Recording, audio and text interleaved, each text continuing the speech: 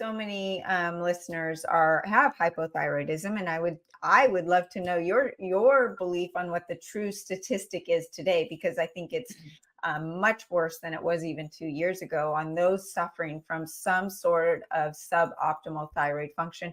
And where is this coming from? I know we talked about the metabolic diseases coming from the intersection of what you just talked about: infertility, diabetes, dementia, Alzheimer's, depression, fatty liver disease. And I want to get into fatty liver in a minute.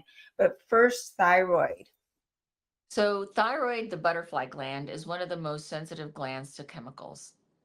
And aluminum in particular, it's highly sensitive to aluminum.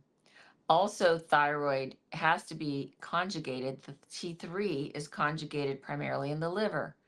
And if you're not breaking down fats and that liver is unhappy for all the reasons we just spoke about, because we're toxic. Now, I don't want the listeners leaving today saying, oh my God, I might as well just throw in the towel and go have a McDonald's because everything is bad. No, that is absolutely not true. And I just spoke with a gentleman before we came online, one of my clients whose first follow-up, he's been, dealing for a decade with depression and joint pain and so many things. And he's 90% better, right? In 2 months. So there's still absolutely a way out. We just have to be very intelligent and really become our own body interpreters. So why is the thyroid in particular right now going haywire? Well, we know that Hashimoto's, in the clinical literature, there's statistics that show that over 80% of Hashimoto's, which is the autoimmune thyroiditis for hypothyroidism, is linked to a viral reactivation in the thyroid. And if you look at the work of Anthony Williams, who really talks about this, and Epstein-Barr in particular, that's what the clinical literature shows, not his medical intuition, but truly clinical literature out of the big publications.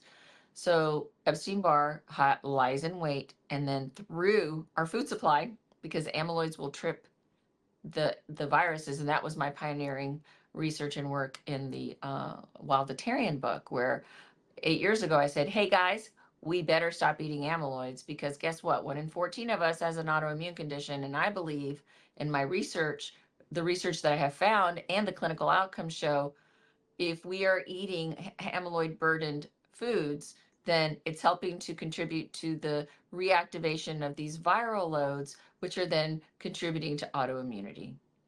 Very direct link. And that's why we've been, even before the pandemic, we were so successful in really helping to manage in many cases. And again, N of one, not making any claims, but each N of one becomes a string of N's to really help fortify against autoimmunity. And we've been highly successful against Hashimoto's in particular. So now what's happened? Well, enter the spike protein. And also, again, in the clinical literature, it shows that the spike protein turns on the herpes family of viruses, in particular Epstein-Barr, cytomegalovirus, varicella, really big, big, big. So guess what? We've all been exposed. If we're eating amyloid rich, or even if we're not, if we've been exposed and we're under stress and there's something else that comes in, like for example, I haven't had COVID in 3 years, yet I got the flu in January, and by getting the flu, it turned on my Epstein-Barr.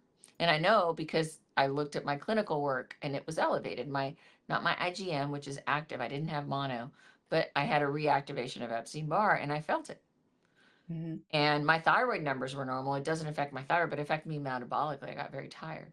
And so But your thyroid number stayed the same. thyroid numbers stayed the same, and I didn't have antibodies, which for me was great. But when there is elevated liver enzymes, for me, the way that I interpret that is that that's a viral load. And so somewhere that individual has reactivated some sort of viral load in them, and they could have just been brushed with it, which means that they don't actually got sick. They didn't actually get sick, but it did some other tripping. And if there's elevated thyroid numbers, yes, absolutely.